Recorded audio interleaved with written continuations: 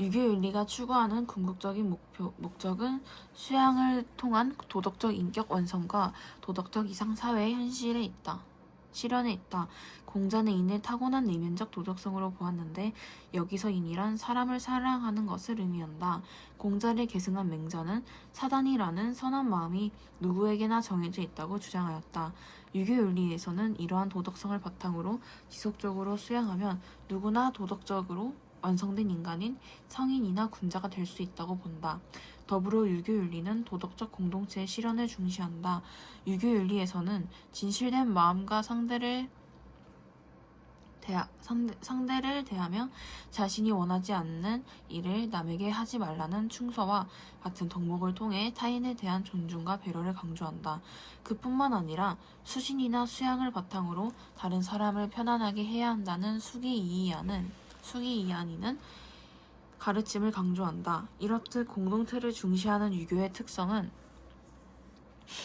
사람들 사이의 관계를 중시하는 측면으로 나타나는데 이는 유교윤리의 핵심 규범인 오륜을 통해서 알 수 있다.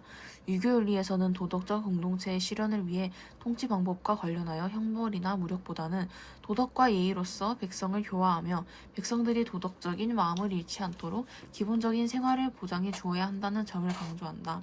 이를 통해 유교윤리는 모두가 더불어 잘 사는 대동사회라는 이상사회를 이룩할 수 있다고 본다.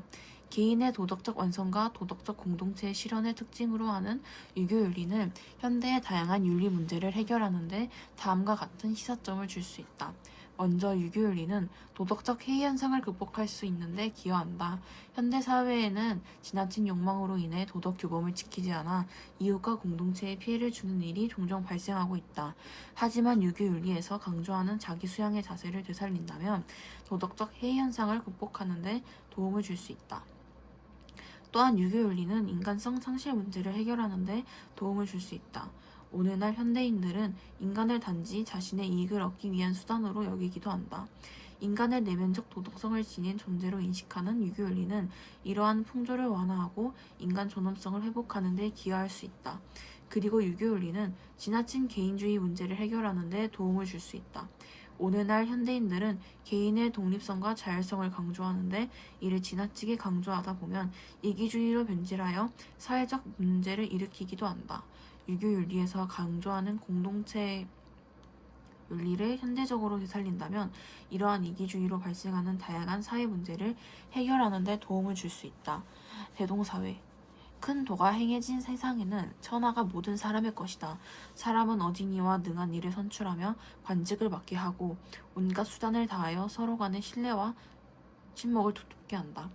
그러므로 사람들은 각자의 부모만을 부모로 섬기지 않으며 각자 자기 자식만을 자식으로 여기지 않아서 노인에게는 그 생애를 편안하고 마치게 해주며 장정에게는 충분한 일자리를 제공해주며 어린아이에게는 마음껏 성장할 수 있게 해주며 과부와 고아, 장애인 등에게 고생 없는 생활을 할 수 있게 해주며 청년 남자에게는 걸맞은 직분을 주며 여자에게는 합당한 남편이 있도록 해준다. 재활하는 것이 헛되지 낭비되는 것을 미워하지만 반드시 자기만 사사로이 독점하지 않으며 힘이라는 것은 사람의 몸에서 나오지 않으면 안 되는 것이기에 그 노력은 반드시 자기 자신의 사적인 이익을 위해서만 쓰지 않는다. 모두가 이러한 마음가짐이기 때문에 모략이 있을 수 없으며 절도나 폭력도 없으며 아무도 문을 잠그는 일이 없다. 이러한 세계를 대동이라고 한다.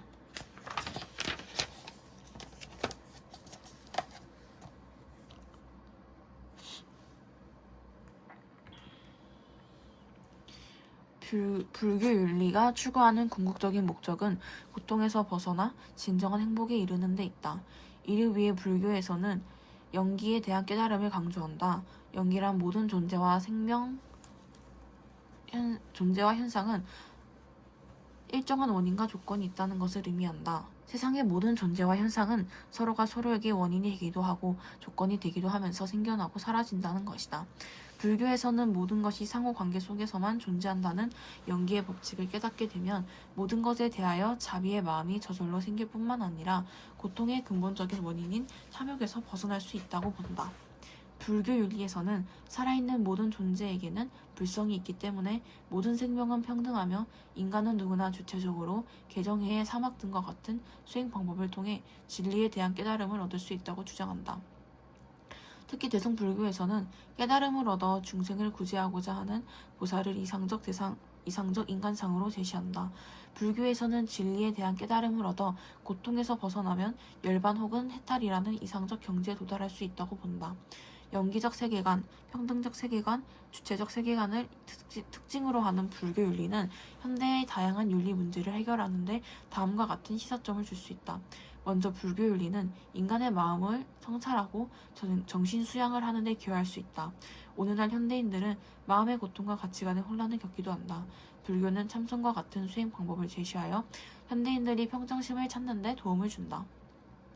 또한 불교 윤리는 생명 경시, 풍조나 생태계 문제 해결에 기여할 수 있다. 불교에서는 인간뿐만 아니라 모든 생명체의 불성이 내재해 있다고 보기 때문에 무분별한 살생과 환경 파괴를 경계할 수 있다. 그리고 불교 윤리는 보편적인 인류의 중요성을 되새기게 할 수 있다. 오늘날에는 민족이나 국가 간의 대립과 갈등으로 많은 이들이 전쟁 등의 고통을 겪고 있다. 이러한 상황에서 자비의 실천으로 대중을 구제하려고 했던 불교 윤리는 보편적인 인류애를 발휘하여 전 세계인에게 평화를 가져다 줄 수 있다. 영기란 이것이 있기 때문에 저것이 있고 이것이 생기기 때문에 저것이 생긴다. 이것이 없기 때문에 저것이 없고 이것이 사라지기 때문에 저것이 사라진다. 비유하면 세 개의 갈대가 아무것도 없는 땅 위에 서려고 할 때 서로 의지해야 설 수 있는 것과 같다. 만일 그 가운데 한 개를 제거해버리면 두 개의 갈대는 서지 못하고 그 가운데 두 개의 갈대를 제거해버리면 나머지 한 개도 역시 서지 못한다. 세 개의 갈대는 서로 의지해야 설 수 있는 것이다. 도가 윤리는 자연의 순리에 따르는 삶을 강조한다. 노자는 도는 자연을 본받아 어긋나지 않는다 라고 하여 천지 만물의 근원인 도의 특성이 인위적으로 강제하지 않고 자연스러움을 따르는 무의자연이라고 주장하였다. 도가 윤리는 이러한 무의자연을 이상적 삶의 모습으로 제시하며 무의의 다스림이 이루어지는 소극 화면을 이상사회로 본다. 더불어 도가 윤리는 평등적 세계관을 강조한다.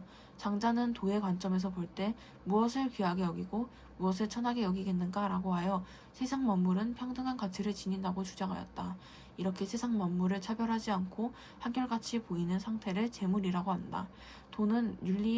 도가 윤리는 재물의 경지에 이르기 위한 방법으로 자만과 심재를 제시하며 이를 통해 모든 차별이 소멸된 정신적 자유의 경지에 오른 이상적 인간을 지인, 진인, 신인, 천인이라고 부른다.